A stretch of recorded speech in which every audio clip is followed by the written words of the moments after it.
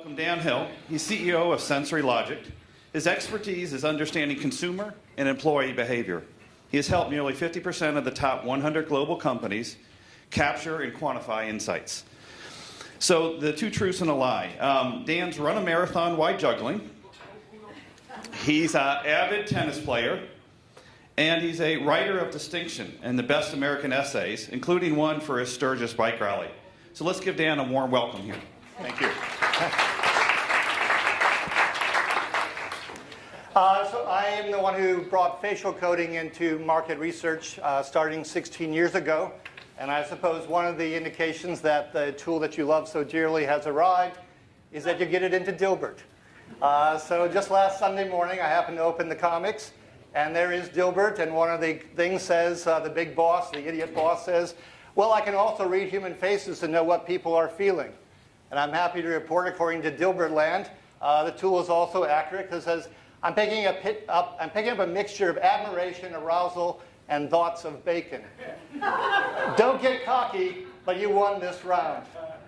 Facial coding is really a wonderful tool. I often think of it as an emotional X-ray.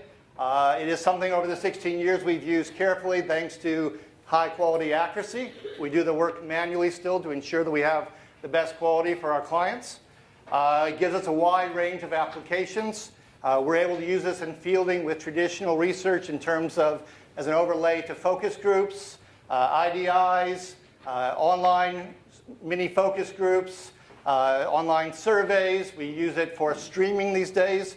About 20% of our work is already where we have the Focus Vision VS Plus operator who can stream video to our qualified coders, who can watch it real time, give feedback by giving responses back to people in the back room, also join in debriefs afterwards. So it basically collapses both the cost structure and the reporting time to give you essentially instantaneous feedback using facial coding with charts and other examples to follow within as little as 24 to 48 hours. So ethnographic work, very wide range of ways you can plug this in.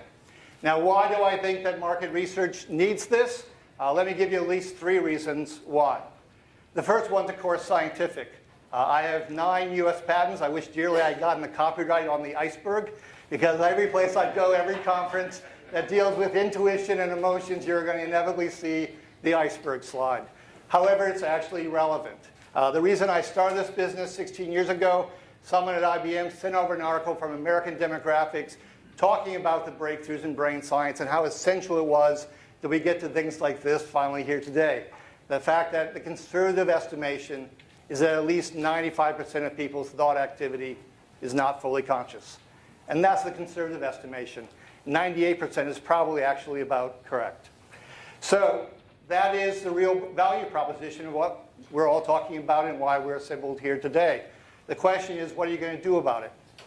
There are obviously people who would still choose to self-report. The problem is psychologists, of course, reserve the term feeling for those things that are self-reported and emotions for what we actually feel. So I'm talking about emotions, not feelings, because self-report is very dangerous. We do not have a very great ability to understand ourselves readily, let alone report it to others. Just one of the realities. So what we're interested in is what's below the waterline, because if you get below the waterline, you get to all the things that matter in business. I'm talking about motivation. I'm talking about preference, satisfaction, loyalty. These things are all essentially emotional metrics, and facial coding can get you there. But what can't get you there is self-report. As Mark Twain said, the only problem with fiction is it has to make sense. Real life does not make sense. I just came today from some work with a client. Everyone over the last 2 days where we've been working with traditional research gave a score of 7 or 8 on how likely they were to buy the product. Every single person over 2 days. There's only one exception. One person gave a 10. This is the same person who, during the presentation of the product, literally fell asleep. So I think there are some limitations. If you have never been lied to in life, congratulations, and traditional self-report will carry the day for you. The second issue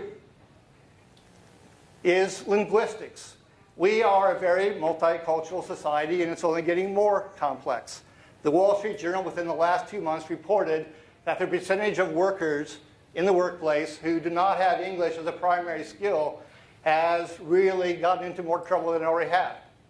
That you see the lines dividing. The larger line, for those of you who can't see it, is actually the number of workers who do not have English as a primary language and are not terribly fluent in it. So the extent that we are conducting our research premised on the idea that they are good with the language is something that should be under challenge. Furthermore, an estimation from an Oxford professor is that 20% of the adults in the Western world are functionally illiterate. They have no real command of language. That doesn't mean that we don't want to sell to them. It does mean that asking them research questions, sitting them in focus groups is going to be a very challenging medium for them to come back and do a very good job with. So that's the second issue. And the third issue is just operational. If we use it, let's just take a focus group, for instance. Let's imagine that we could use visual coding in an automated basis and we could show them something and we're going to get the initial response. But then we're going to switch over because so many of these tools say, I will start with a scientific tool and then I'm going to move into the traditional battery of Q&A and that's going to suffice and then I will bring it all together. But why do we have to wait to bring it together at the end, especially when the slice that we're actually using for exposure is minuscule? Take a 90-minute focus group, take the time for exposure potentially, and then take all of the Q&A, which leads us, by the way, to the essential question, which is, am I going to make any money from this? And all that's conducted in a traditional manner. It's kind of as if we said, okay, yes, all these new tools are really important, but we're just going to put them down in Arizona, which is 3% of America, and then we're going to be done with it, and then we're going to move into traditional stuff, and somehow it all works out to be a wonderful thing. But on election night, Arizona is not necessarily America. So you need a much broader purview to understand what's going down for people. So how can we get to a solution with all of this? First of all, I think we have to go back to the basics. We need to recognize that, of course, any kind of research is in an ambiguous situation. And someone at UCLA many years ago went through and said, okay, in ambiguous situations, how do we really communicate? Not through giving the 7s and 8s or the one guy who's asleep the 10 for the likelihood to purchase something. We get it in some other ways. We get it through facial expressions. Actions speak louder than words. His estimation from Ibarra at UCLA, 55% of true communication in ambiguous situations comes through the face. Charles Darwin came to the same realization, by the way. Not so bad for brand equity. Voice, interesting, 38%. Words, 7%. Merely 7%. We're talking about an 8-to-1 ratio between them. That is a significant devaluation to go to the words alone. How are we going to get there? Automation of facial coding. I would love to go there. I have the US patent for the automation of facial coding. In 2012, I ran a study to try to estimate the accuracy of this. 52% going across the 7 basic emotions. So that doesn't really get me home. A year earlier, it turns out that there was an automation challenge. 12 different academic teams came together. So it was an adjudicated study, objectively run. They only got around to 5 of the emotions, and they had 55% accuracy across those emotions. So I think the two studies were largely in parallel. Maybe we want to think that semiotics research is good enough. Unfortunately, the London Police Department, with whom I've met, who is intensely interested in accuracy, so they can protect their citizens and their police officers, found that the most accurate thing out there was about 56% accurate. About the same place these days as the automation. So that's not really yet the solution either. So what else do I have? I have facial coding. I have facial coding faithfully done, doing it manually so I can use it during both exposure and during the Q&A. For instance, we took quarterbacks.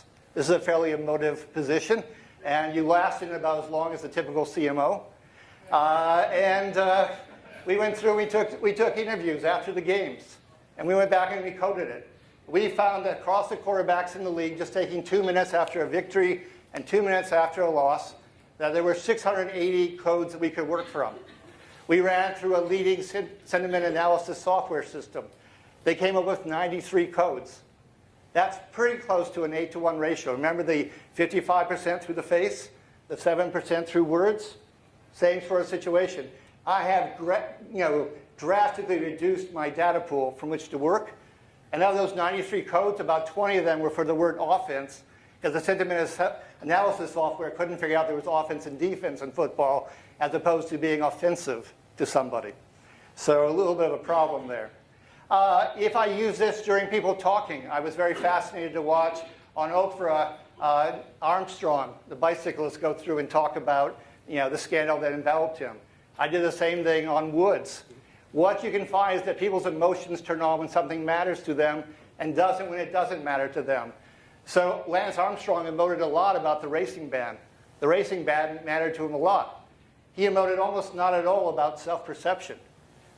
Self-perception didn't matter to Armstrong, nor did his sponsors. If we switch over to Woods, what matters to him? His mom, golf, actually his fans. What doesn't matter to him? The wife he cheated on. His own kids didn't matter to him. He hardly emoted at all when he talked about his own kids. And then he probably had his agent throw in this, so he started talking about Buddha and how he lost track of his faith. Well, he didn't emote to Buddha at all either. Buddha matters a whole lot less to him than golf. Finally, if we're really going to get to accuracy, if we're really going to bring value to market research, which is a profession I've dedicated myself to for a decade and a half, we have to try to start to solve the problem of purchase intent. When I came to one of these conferences and spoke about a year ago, someone from a very major company got up and said what I think is the truth, that there was essentially zero correlation they had found between people's self-reported purchase intent and their actual behavior. We have to close that gap to get home. And so what I've done just recently for fun, well, actually one more slide, what we often do therefore is we go through and we figure out how people feel during the things that they're saying. Sometimes people say something but they don't feel it, which is the first category. Sometimes they say it and they feel it and it links up. That's the least common of the 4 categories I'm showing you. The third thing is they say something and their feelings are ambivalent. And the last one is what we call the say-feel gap. They said this and they felt that. They might be trying to be polite. They may not know in their own mind. They may be trying to fit into the group. It could be any one of those things in terms of how they justify it. But working through those patterns, you get a much better sense of what's going on. And to give you one class closing example, I just went through and took Shark Tank. Because Shark Tank, after all, is people, very rich people, with their own money, entrepreneurs with their own ideas and hopes and dreams. So it's a pretty realistic show. And using facial coding, I had an 83% accuracy rate as to whether or not the shark was going to put money down, make a bid on the entrepreneur's dream. Not perfect. I'm not here to say I'm infallible. The question is, can you start to seriously close the gap so that we have more power as an industry, as a sector, market research? The only way you're going to get there, the only way you're going to get respect and get to the table, is the ability to be accurate on the essential questions, and none is more essential than, are we going to make some money here or not? Okay, so thank you very much for your time.